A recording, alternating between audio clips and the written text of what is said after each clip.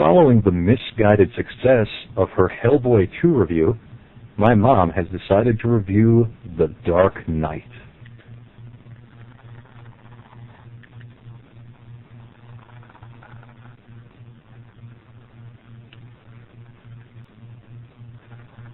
What can I say? The Dark Knight. Can it be a longer movie? Well, it was tradition. We went to see it, even though it was over midnight and 3 towns away. But it was a great time. You're in for a treat. I don't want to spoil other things like happened with the other movie I reviewed, but I'll just name a few things that are going on. So you're prepared. You're definitely prepared. The Terminator makes an appearance as soon as the movie starts, as Joker attacks the bank for a lot of money.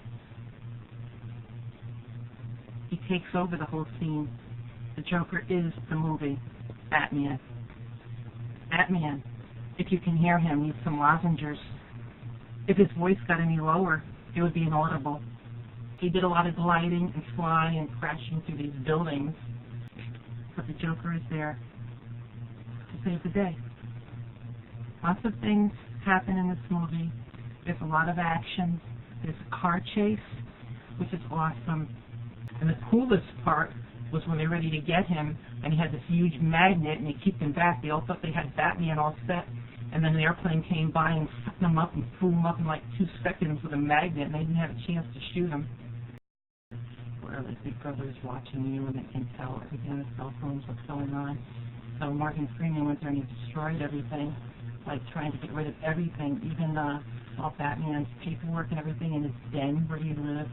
They were destroying everything. And I hope in the future Batman can come back and start anew, maybe another one of his schemes or something, to bring Bruce Wayne back properly. I think that's what they should do. Alfred is very good, although the original Alfred was wonderful, but the new one is very good.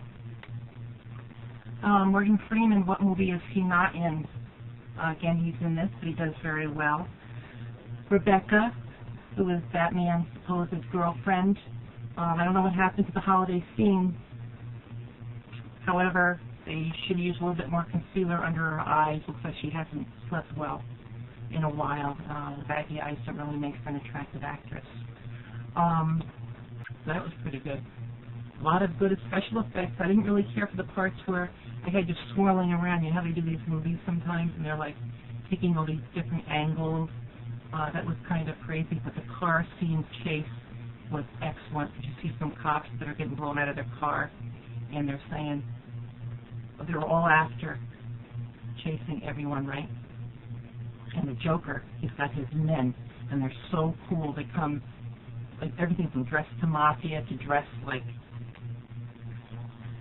all different things. Anyway, they're charging everyone on the highway, and one of the cops looks and says, if you notice me making these little, just because I picked it up from the Joker last night, his dry mouth is just driving me crazy with his tongue action, and I felt I should really do the part and do him well.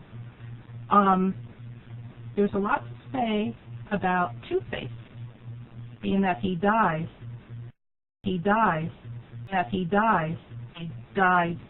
Before he became Two-Face, he passed away, and he was reborn as Two-Face. At that time, another movie appeared basically on the show to continue on for almost another 45 minutes.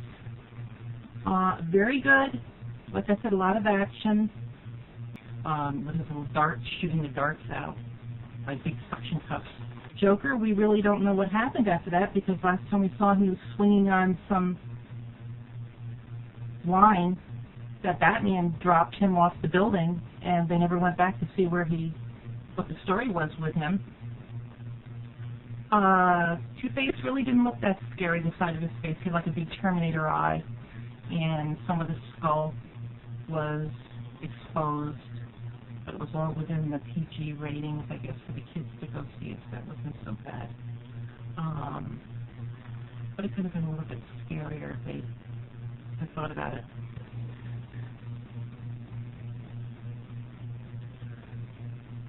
I feel sorry for Batman because in this program, everyone hates him because he took the blame for the killings that Two-Face. But he wasn't really Two-Face then, but he just more precise as Two-Face. He did it. So Batman took all of that because he didn't want Two-Face after he finally did get killed completely to feel the brunt of the killing, and everyone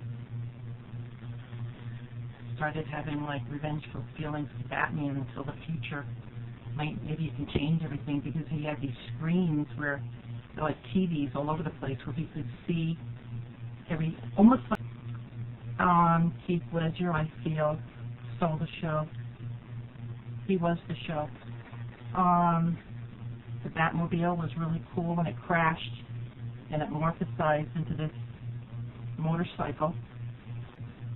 The alien explodes, or should I say the rebirth of the phone, explodes out of him and destroys. It's like Armageddon, the whole place is blowing up, blowing up, blowing up. So that was pretty cool. Julia Roberts' brother, Eric Roberts, looks so good in the show too. He's in it, and he plays a pretty good part. A lot of great actors, a lot of great acting. Make sure you drink a lot of full throttle or whatever to keep you awake during the movie because it is a little bit long, a little bit longer if you're bringing your kids than probably they're used to. All in all, I think it was a pretty good show. I enjoyed it. I guess that's about it.